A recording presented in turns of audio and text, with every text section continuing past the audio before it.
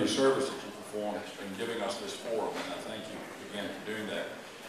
I am fortunate to have served in all three branches of government. I was appointed by three separate different governors to three executive branch positions. I currently serve on the Aviation Authority here in Charleston. And I served in the judicial branch of government for most of my career. I was a municipal judge, and then a family court judge, and then a circuit court judge. I'm a retired circuit court judge now. And I sat on the South Carolina Supreme Court as an acting associate justice. That's every level of our judicial system, from which I got a very broad view of the entire state, and I saw incredible things.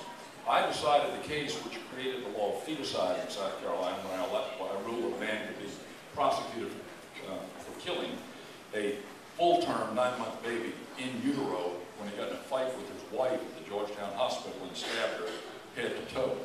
And that is the first time in our history such a ruling has been made, and created the law of feticide as a result of all of that in South Carolina.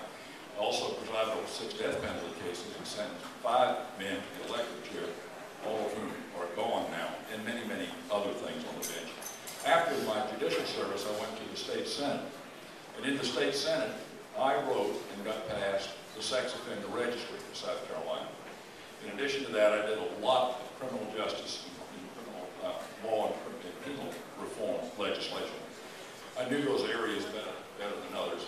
I offer those comments just as an illustration. I think you can tell what somebody's going to do by what they've done.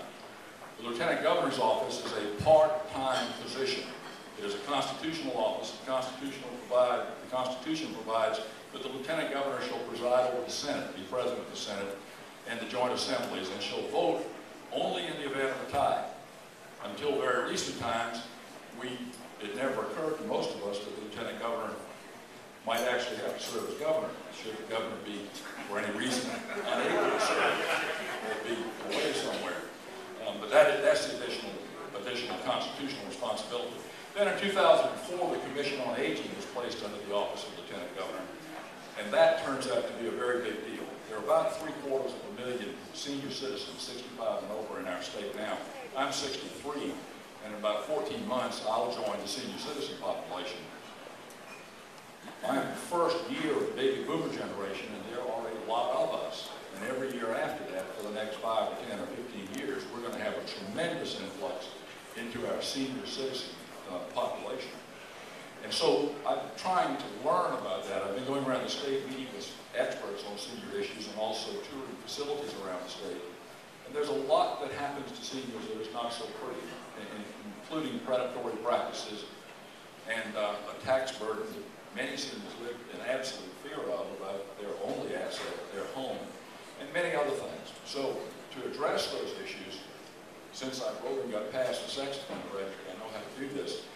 I have written a Senior Citizens Bill of Rights, which I promise you I will get introduced in the Senate, and it will pass the Senate and the House.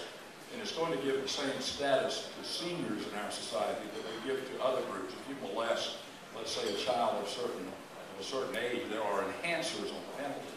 We don't have enhancers when seniors get abused. Many, many other complex issues about senior rights that I can't tell you in 3 minutes' time. I'm looking to be Lieutenant Governor. Everybody else who has been Lieutenant Governor has wanted to fluff the office up and run for governor.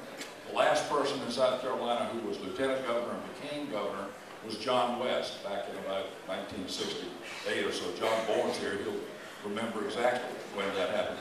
And since then, everybody who's been Lieutenant Governor has run for governor, trying to make the office bigger as a launching platform, and all of them have lost. That's not what I'm interested in. I've got a wife for 42 years, 3 children and 2 grandchildren, and I'm not married to politics. I will keep it in proper perspective. I will serve well.